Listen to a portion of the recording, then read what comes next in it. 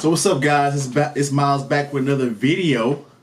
This video we're going to be talking about Adele and why we needed this album. This album was a really good album if you haven't listened to it already. It's a pop album. I know some of y'all are like, Miles, you listen to pop music? I thought you just listen to R&B and rap. Nah, man, I'm very diverse. I like country. I listen to everything if it's good, man. And pop music needed this album. Definitely. So we're going to get into the video. This is the 3 reasons why we needed this Adele album, right? So let's just go through them real fast and then we'll break them down one by one. First of all, we just need some good solid pop music, right? That's reason number 1. Reason number 2, we were in dire need of solid pain music. We haven't had that in a while, in my opinion. A while meaning like a year or 2.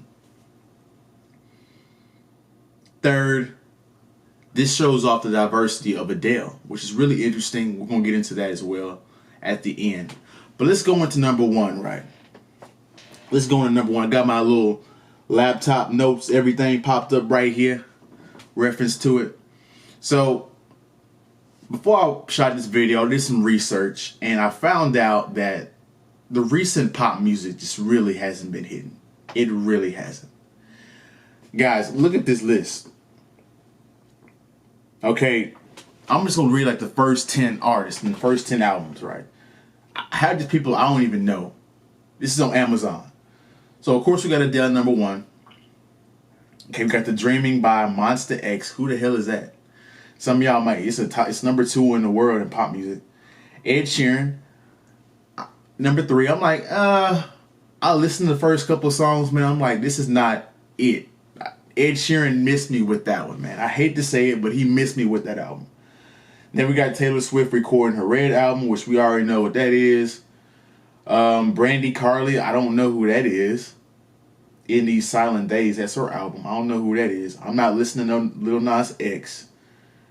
Voyage by ABBA. Still Sucks by Limp Bizkit. Then we got Red's or Taylor's clean version, which is crazy. That's how much people are into Taylor Swift. Right there. That is crazy.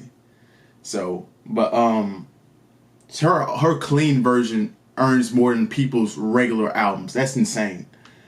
But when we got Elton John, like these guys are just like pop music's been missing some good releases soon. So we needed this album. The last good album that I think that came out in pop music was probably Ariana Grande's Positions last year.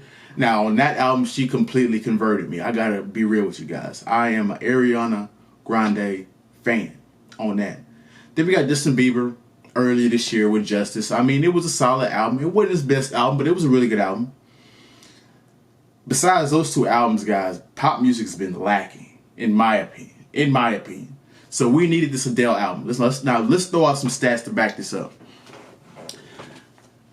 Okay, Adele's album came out like a little over a month ago, like I think on the 19th of November. And this is the 3rd straight week on Billboard, number 1. Right? According to Forbes and Billboard, this was the fastest selling album this year, which means it's killing the competition. Right, this is another interesting fact. It outsold competitors in just 3 days of the release of 2021. That lets you know right there that this album, it was highly anticipated and highly needed. So that's reason number 1, right? And that was quoted by The Guardian. Second, we were in dire need of some good pain music in pop music. In my opinion, we were lacking it. And this came timely because we're living in this hard time, right? We're living in social media era where people are just comparison and there's a lot of negativity and all this stupid stuff. Cancel culture. Then we got the economy, and we know how bad that is right now. Inflation and everything.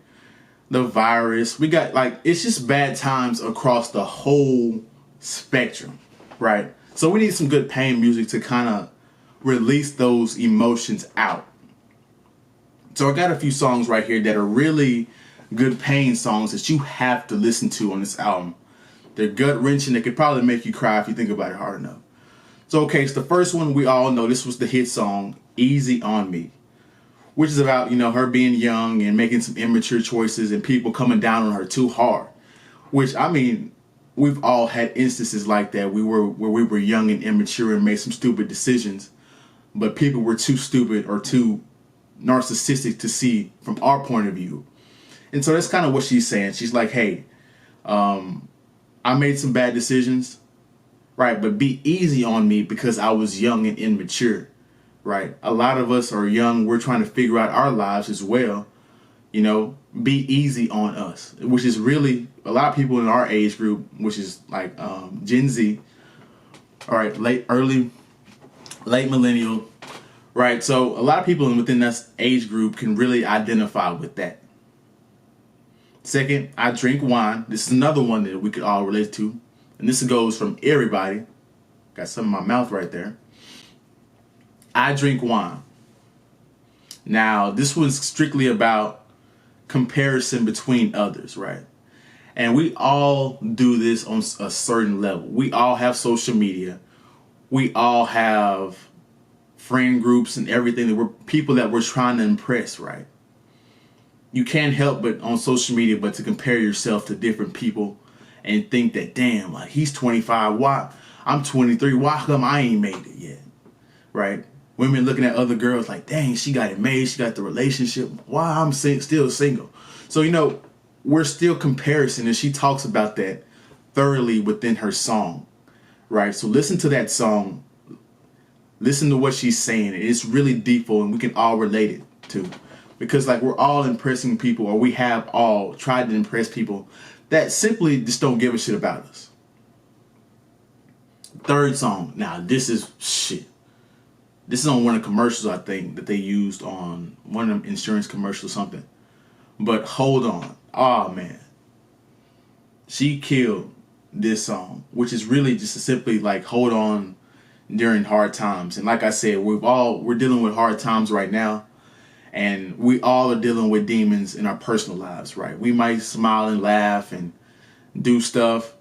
We might appear happy on the surface, but we're all dealing with some kind of demon on some kind of level, right? So that's one of them songs where you listen to it and like it just gets you through the day type song. And that's real. So that's our second reason. Now let's get into our final reason because I don't want to make this video too long. Okay, this album shows that the diversity of Adele's creativity, right? Because like there's kind of like three layers between this.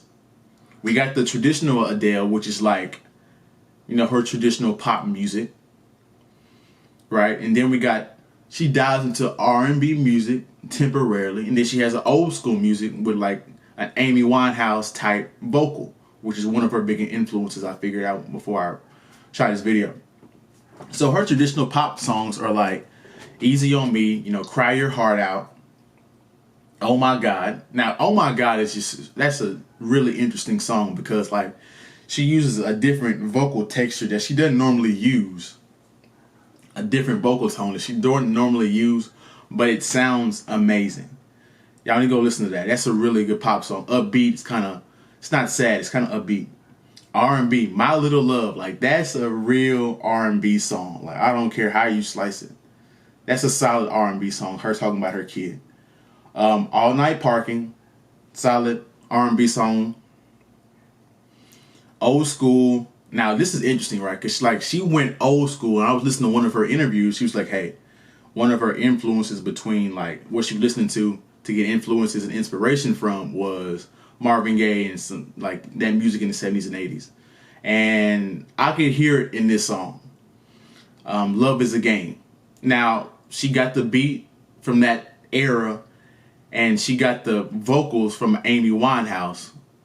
She used her creative or that Amy Winehouse vocal range and vocal tone to get it over, which sounds amazing. And it really comes together beautifully. After listening to this whole album, Adele is really diverse and she's really coming into her own. Like she's a really good artist, right? In the past, she's been strictly pop music, but on this one, she took it to another level and it really sounds good. Like she's killing the competition. It's not even close, in my opinion. It's not even close. Like, I like Justin Bieber, but he's not even in the same ballpark with this album. I like Ariana Grande, which is probably second right now. But, dude, like, she's in a different ballpark. And I'm not kidding. I'm not gassing her up just because, you know, she's a woman or whatnot. But that's my video. I thought I'd come in here and make this video real fast. It's a really good pop music, a really good pop album, guys. Adele's 30. Go listen to it if you haven't already. Really good album. You'll enjoy it. You got to be open-minded if you're a rapper, R&B, because it's not going to sound just like what you're accustomed to. But her vocals and her message in her songs are really good. So, y'all have a good day, good week. I'll be back with you guys. I'll see you guys soon. We out.